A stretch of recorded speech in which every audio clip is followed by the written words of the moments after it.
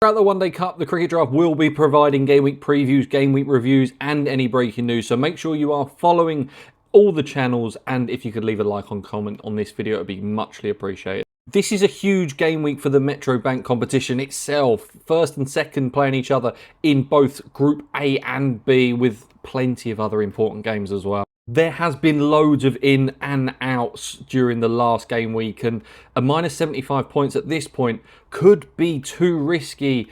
Kent and Middlesex both have double game weeks this week if you do want to look to that, and also you do have 5 free transfers over the next 2 game weeks as well. So if you need to make wholesale changes, maybe the next 2 game weeks is the time to do it. Weather looks dry this game week, so don't even worry about that. Glamorgan find themselves rock bottom of Group A without winning a game so far. Notts are 6 points after 4 games, and feels like they're getting to must-win territory, with Hampshire third on 12 points after 4 games.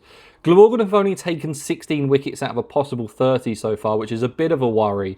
Rob Lord has not only taken the most wickets for Notts, but he's also scored the 4th most amount of runs at a strike rate of over 120, and that's why he's in my side.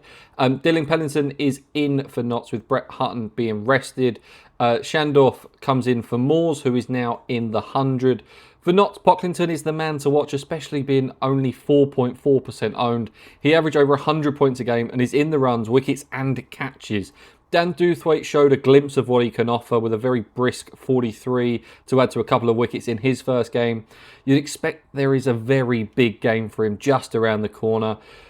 We think that Glamorgan might be able to get their first win here and might as well kill Notts' chances of moving on to those quarterfinal stages. We go from rock bottom of Group A to rock bottom of Group B, where Kent currently sit. Lancashire are now 6 points from 4 games and are also in must-win territory.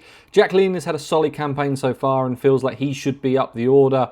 119 runs at a strike rate of 122 and an economy rate of 4.36 across 11 overs. It feels like Kent are missing a trick by not getting him involved more.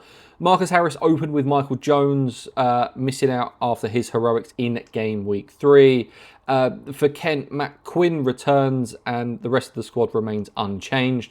Arav Shetty is cheap and performing the perfect combo. Lancashire's complex fixture pattern has meant that it's hard to nail down a player from their team, but if you're going to pick anyone from the 15 for the rest of the group stages, he's in at a bat but has taken 7 wickets so far and not a bad place to start. Jack Lean is high risk but is the only player really performing consistently for Kent with 80 points in each of his games so far. You think that Kent might want to get him some more match involvement if they can for the rest of the group stages. He seems to be the only one performing, and we're predicting that Kent might actually get off the mark in this one.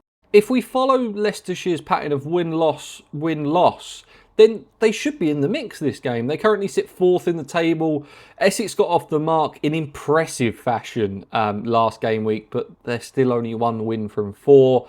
Ian Holland opened the batting instead of Rishi Patel, and although he got a duck, went back to the highest match involvement possible of opening the bowling and opening the batting.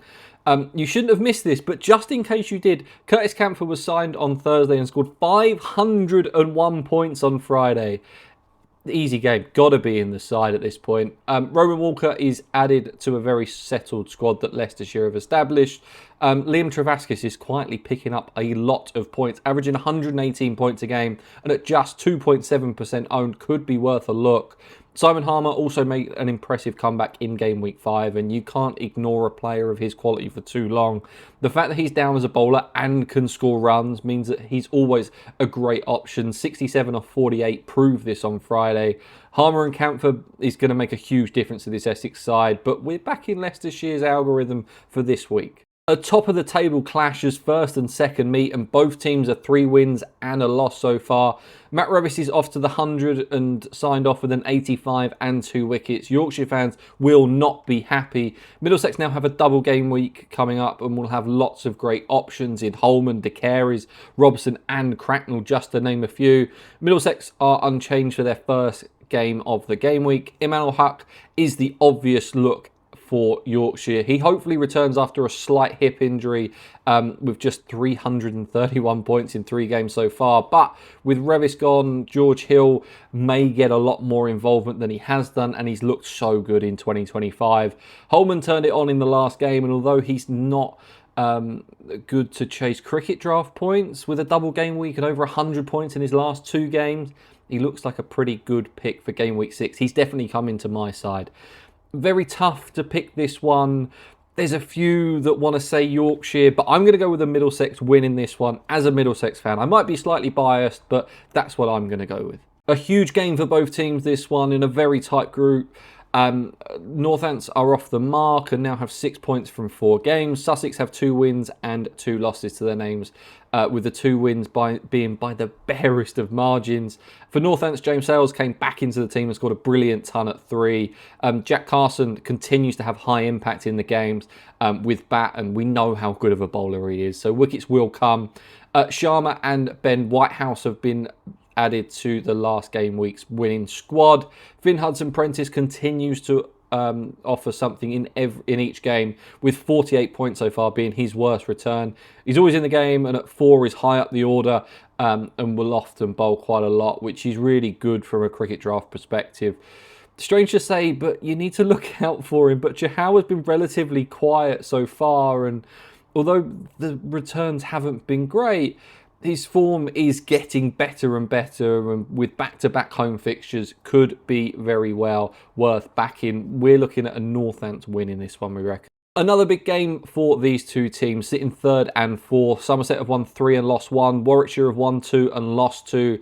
Lammonby is opening the batting and getting overs. Rob Yates came to the party last game with 10 overs alongside his opening batting role. No real change for Somerset, with Langridge and Umid not part of the squad. Archie Vaughan has hit a bit of form last couple of game weeks, and we saw that what happened last year when things start clicking for him.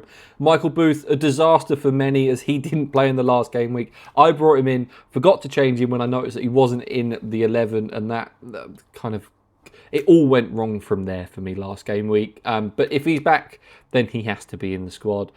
Somerset might just have a little bit too much here at home. Both teams are unbeaten, so something has to give in this game. Gloucestershire are top, as Worcestershire had a brilliant tied game early on. Brett de Oliveira hit an amazing ton, but also went for 36 from 3 overs. A game of 2 halves for the all-rounder. Ethan Brooks has bowled all 40 of his available overs this season. Gloucestershire have a very settled side, with 9 players playing all 4 games so far. Gloucestershire's message on socials was no change to the squad, no change to the mood, no change to the plan. A statement if there is true if there ever was one. Josh Shaw was on our radar as a possible rested option on occasion, but he played all 4 thus far and has hit 90 points in 3 out of the 4 games. Ben Allison is in form after missing the first game. The last 2 he's got 450 points. Gloucestershire is going to be our pick to continue their very, very good form. Surrey looked like they turned a corner with a win in game week 4, but then took an almighty battering in game week 5. Hampshire are ticking along nicely with 3 wins from 4. Abbott and Will were in the team for game week 5.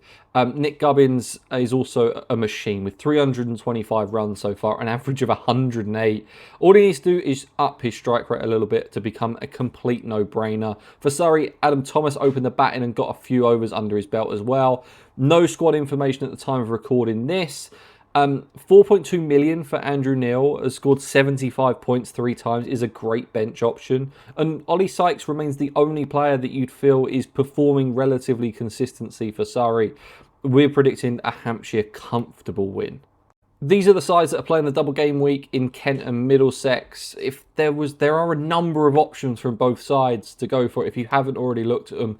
De Carey's, Cracknell, Holman and Robson, all very good bets for Middlesex, with Gilchrist being a possible wild card selection if you really like him that much. Kent, Leaning, Stewart, Everson, all standout options. I've brought in Leaning and Everson, and I've also brought in Holman to my side from Middlesex to try and really ramp up that double game week action. But if you are looking for a differential pick, you could look at anyone from either squad that are all relatively low owned. You've got 2 bites of the cherry to score for them to score a lot of runs, and if they score runs or take wickets in both games, then that's just win-win at that point.